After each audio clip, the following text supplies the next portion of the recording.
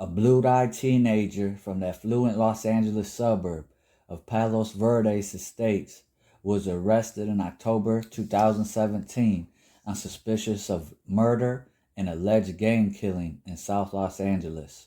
A teenager by the name of Cameron Terrell was the son of an interior designer and a media executive. The Terrell family lived in the Palos Verdes Estates, which was described as the 47th most expensive zip code in the United States by Forbes magazine in 2007. Cameron Terrell attended Palos Verdes High School, where he had good grades.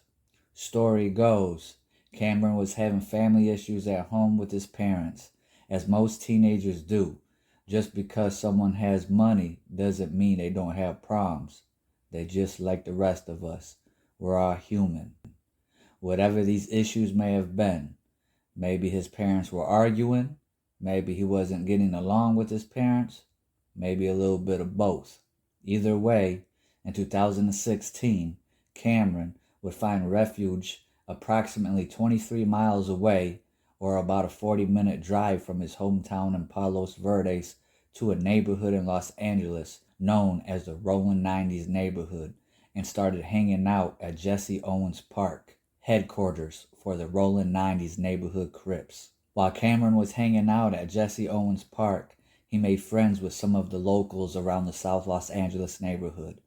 One of the teenagers he befriended became a gang member, part of the Neighborhood 90s Crips. Cameron was intrigued by this. As a rich teenager from a wealthy family, this was different.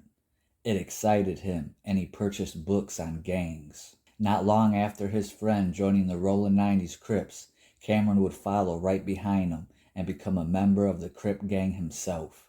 Cameron would soon be known by fellow members as Milk, White Boy, and Blue Eyes. A lot of people speculate if Cameron, now known as Milk, was really accepted into the community, or if they were just using him, as it is known that he would give fellow gang members his designer clothes and let them borrow his Mercedes-Benz. Cameron can be seen in multiple pictures online wearing the Rollin 90s gang colors blue and throwing up gang signs with multiple associates of the gang. He is also featured in a music video by rap artist Chico called Neighborhood Anthem, which has garnered millions of views.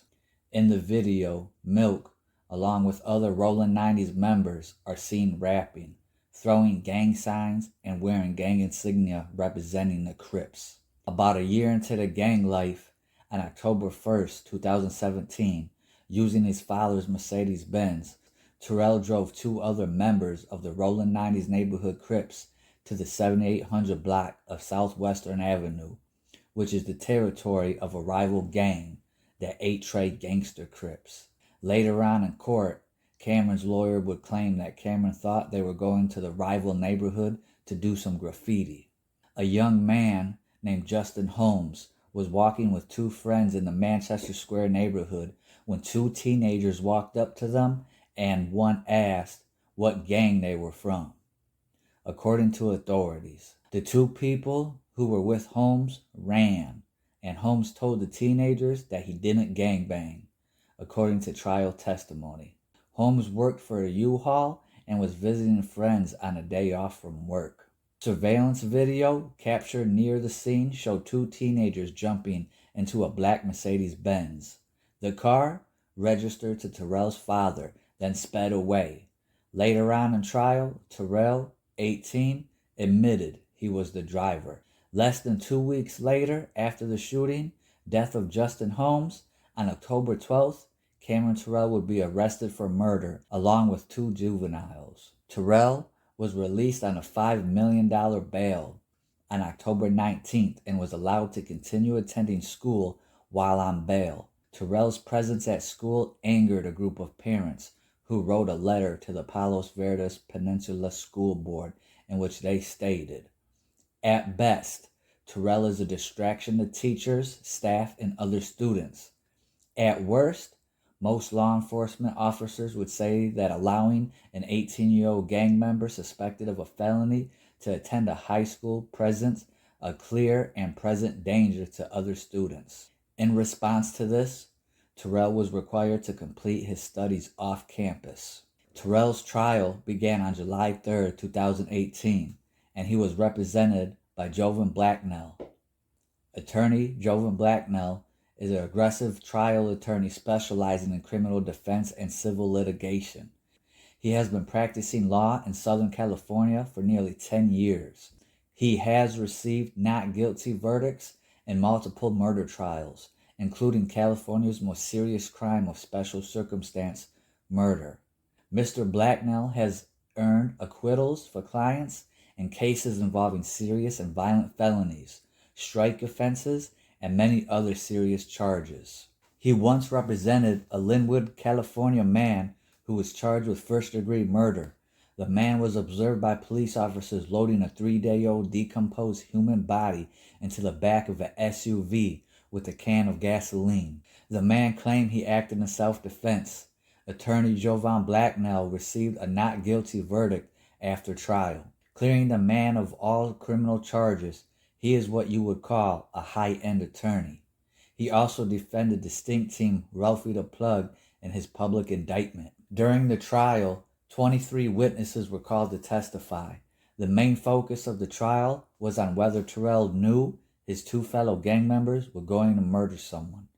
Blacknell argued that Cameron didn't expect to hear gunshots, and at best, Terrell was a witness.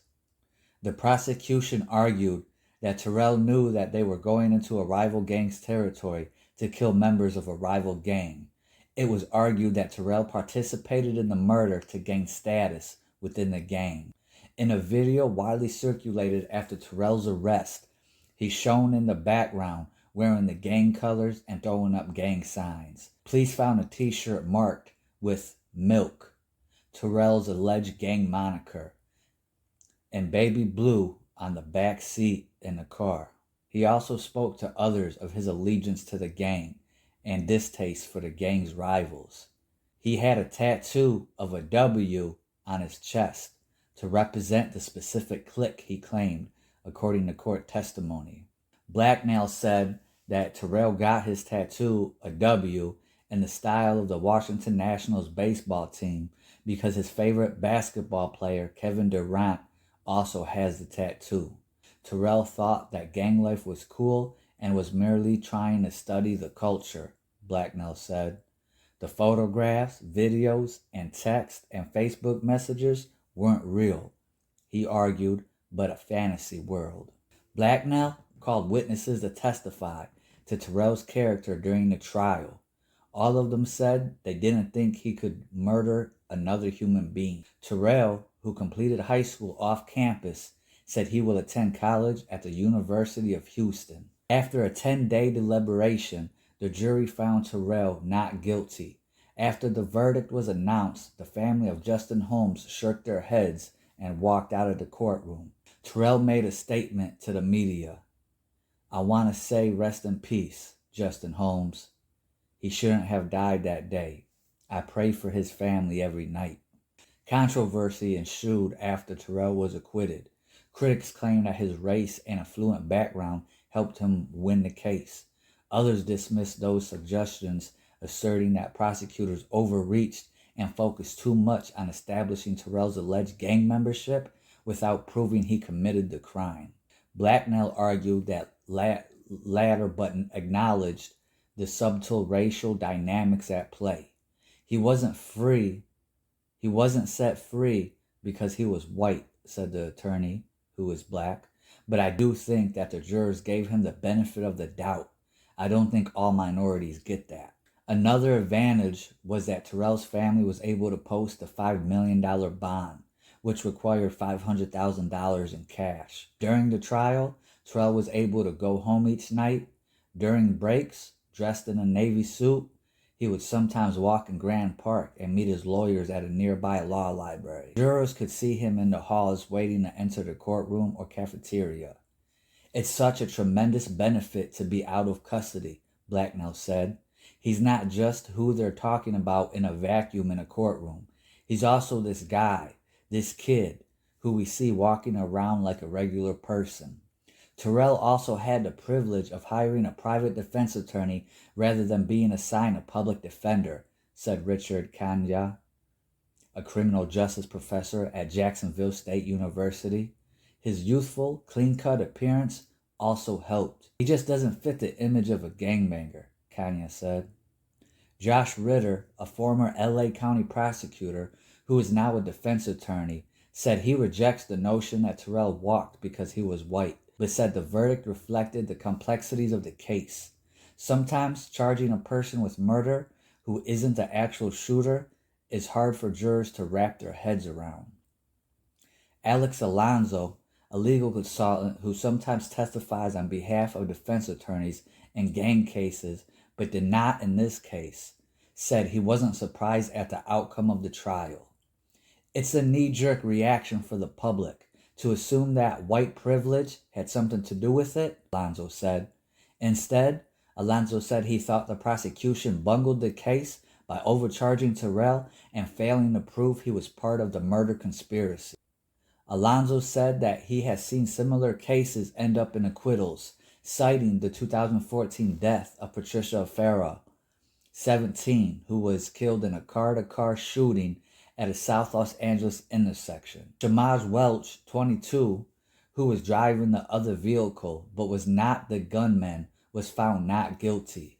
Welch is black. Lawrence Bowie, the father of one of the two 17-year-old juvenile defendants charged in the death of Holmes, said he thinks Terrell got off scot-free because he's white.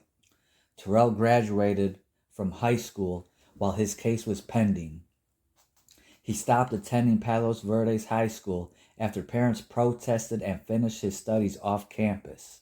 He attended the University of Houston and trying to get back to living his life as much as he can, Blacknell said.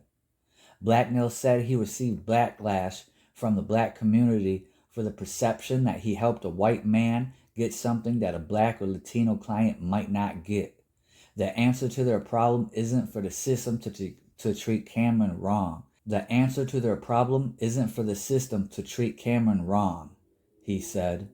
It should be for the system to treat Latino and minority clients better. Wild story right here. Let me know your thoughts and opinions in the comment section. Do you think Cameron Terrell was guilty? Do you think his skin color or his riches and affluent family got him off?